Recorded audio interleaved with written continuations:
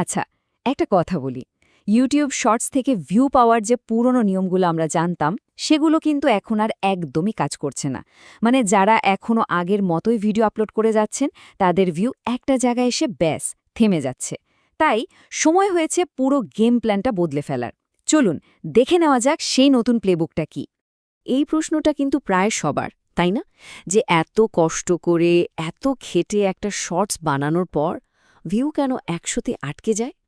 কি এমন হচ্ছে যে ভিডিওটা আর এগোতেই পারছে না?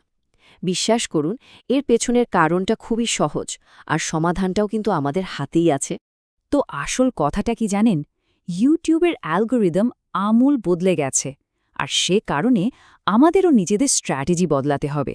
এখন আর শুধু ভিডিও আপলোড করে দিলেই বুম, ভাইরাল এমনটা হয় না। আমাদের একটা নতুন স্মার্ট অ্যাপ্রোচ দরকার, যেটা এই নতুন অ্যালগোরিদমের সাথে একেবারে কাঁধে কাঁধ মিলিয়ে চলতে পারবে। একটা সময় কিন্তু আসলেই ছিল, যখন জাস্ট একটা ভিডিও আপলোড করে দিলেই ভিউ চলে আসতো। কিন্তু এখন তো কম্পিটিশন অনেক অনেক বেশি, আর ইউটিউবের অ্যালগোরিদমও আগের চেয়ে অনেক বেশি স্মার্ট।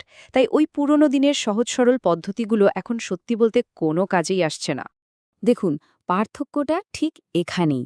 আগে আমরা কি করতাম? ভিডিও আপলোড করে ভাগ্যের উপর ছেড়ে দিতাম, যা হওয়ার হবে। কিন্তু এখনকার সফল ক্রিয়েটররা তারা একটা পুরো প্ল্যান নিয়ে চলেন। মানে ভিডিও বানানোর আইডিয়াটা মাথায় আসা থেকে শুরু করে আপলোড বাটনে ক্লিক করা পর্যন্ত প্রত্যেকটা স্টেপ একেবারে ছকে বাঁধা। এই নতুন কৌশলের সবচেয়ে জরুরি ধাপ কোনটা জানেন? প্রথম ১ সেকেন্ড। ভাবুন একবার, দর্শকরা যখন ঝড়ের গতিতে স্ক্রল করছে, তখন তাদের থামানোর জন্য হাতের সময় থাকে মাত্র ১ সেকেন্ড। আর ঠিক এখানেই আসে হুকের আসল খেলাটা।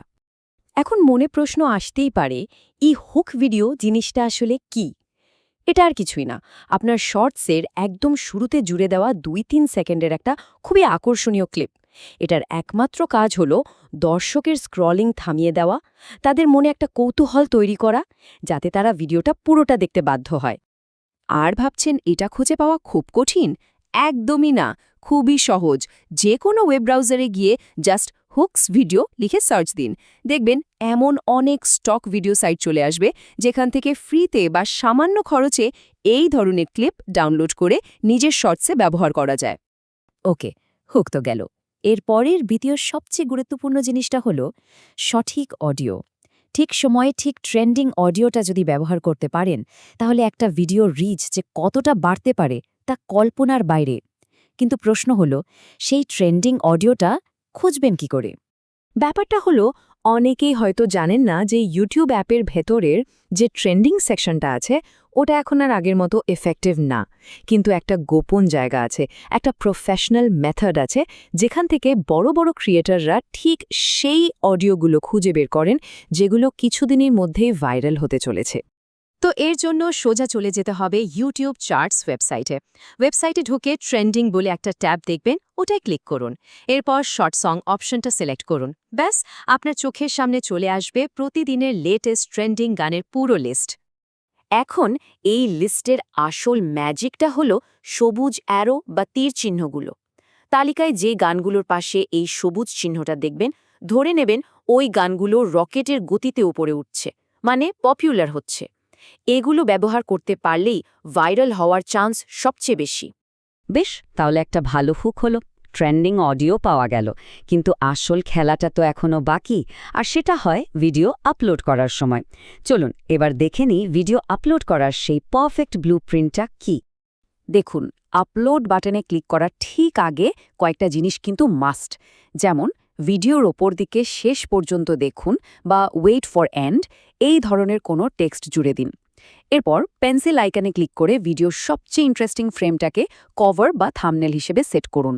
আর হ্যাঁ, টাইটেলটা হবে ছোট কিন্তু খুবই অ্যাট্রাকটিভ। এর পরের কাজটা হলো হ্যাশট্যাগ। সঠিক হ্যাশট্যাগ খুঁজে বের করার জন্য ইউটিউব অ্যাপের শর্টস ফিডে যান। একদম ওপরে ট্রেন্ডস বলে একটা অপশন পাবেন, ওটাই ট্যাপ করুন। এবার টপ ভিডিওগুলো খুলে তাদের ডিসক্রিপশনটা একবার দেখুন। ব্যাস, ওখানেই পেয়ে যাবেন এখন কোন হ্যাশট্যাগুলো ট্রেন্ড করছে। এখানে একটা খুবই গুরুত্বপূর্ণ কৌশল আছে।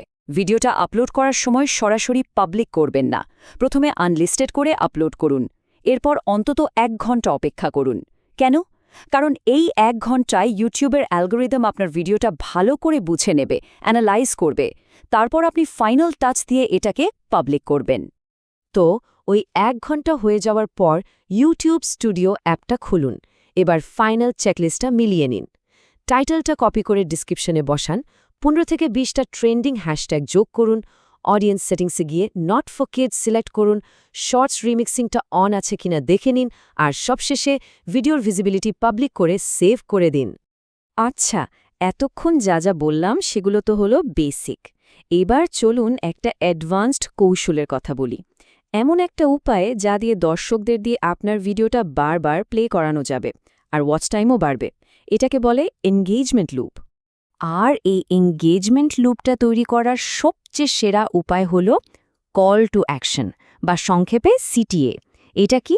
এটা হলো ভিডিওর একদম শেষে দর্শকদের উদ্দেশ্যে বলা এমন কোনো কথা বা প্রশ্ন যা তাদের কোনো একটা কাজ করতে উৎসাহিত করবে। যেমন ধরুন, কমেন্ট করা, লাইক দেয়া বা শেয়ার করা। সবচেয়ে ভালো কাজ করে কোনটা জানেন? প্রশ্ন করা। ভিডিওর শেষে এমন একটা প্রশ্ন করুন যেটা দর্শকদের উত্তর দিতে আগ্রহী করে তুলবে। যেমন আপনি জিজ্ঞেস করতে পারেন, আপনারা কি এটার পার্ট 2 দেখতে চান? অথবা, আচ্ছা, আপনাদের কি মনে হয় এরপর কি হতে পারে? এর পেছনের লজিকটা কিন্তু খুবই সোজা। ভাবুন, যখন কেউ আপনার ভিডিওতে কমেন্ট করতে যায় তখন কি হয়? ভিডিওটা কিন্তু ব্যাকগ্রাউন্ডে চলতে থাকে, মানে লুপ হতে থাকে। এতে কি লাভ? লাভটা হলো আপনার ভিডিওর অ্যাভারেজ ওয়াচ টাইম বেড়ে যায়, আর এটা অ্যালগোরিদমের কাছে একটা খুবই পাওয়ারফুল পজিটিভ সিগন্যাল। এই যে দেখুন, এই চার্টটা পুরো ব্যাপারটা কত সুন্দরভাবে দেখাচ্ছে। লাইক, কমেন্ট, শেয়ার, এই প্রত্যেকটা জিনিস আপনার ভিডিওটাকে অ্যালগোরিদমের কাছে পুশ করে। সোজা কথায়, যত বেশি এনগেজমেন্ট, অ্যালগোরিদম তত বেশি বুস্ট দেবে। তাহলে পার্থক্যটা একদম পরিষ্কার, তাই না? যে ভিডিওতে কোনো সিটিএ নেই, সেটা শেষ হওয়ার সাথে সাথে দর্শক স্ক্রল করে পরের ভিডিওতে চলে যায়। কিন্তু যেখানে একটা ভালো সিটিএ আছে, সেখানে দর্শক কমেন্ট করার জন্য থামে, আর ঠিক ওই সময়ই ভিডিওটা আবার প্লে হয়ে যায়। এতে ওয়াচ টাইম বাড়ে আর আপনার রিচও বাড়ে। তাহলে চলুন পুরো প্লেবুকটা একবার ছালিয়ে নেওয়া যাক। একটা পাওয়ারফুল হুক দিয়ে ভিডিও শুরু করতে হবে। 2, আপকামিং ট্রেন্ডিং অডিও ব্যবহার করতে হবে। 3, পারফেক্ট আপলোড প্রসেসটা ফলো করতে হবে। 4, ভিডিওর শেষে একটা ভালো কল টু অ্যাকশন রাখতে হবে। আর সবথেকে গুরুত্বপূর্ণ, অন্তত 1 মাস ধৈর্য ধরে এই নিয়মগুলো মেনে চলতে হবে। তো এখন প্রশ্ন হল, নিজেদের চ্যানেলের রিচ বাড়ানোর জন্য এই প্লেবুকের কোন অংশটা সবার আগে কাজে লাগানো যায় বলে মনে হচ্ছে? একটু ভাবুন, আর দেরি না করে আজ থেকে শুরু করে দিন।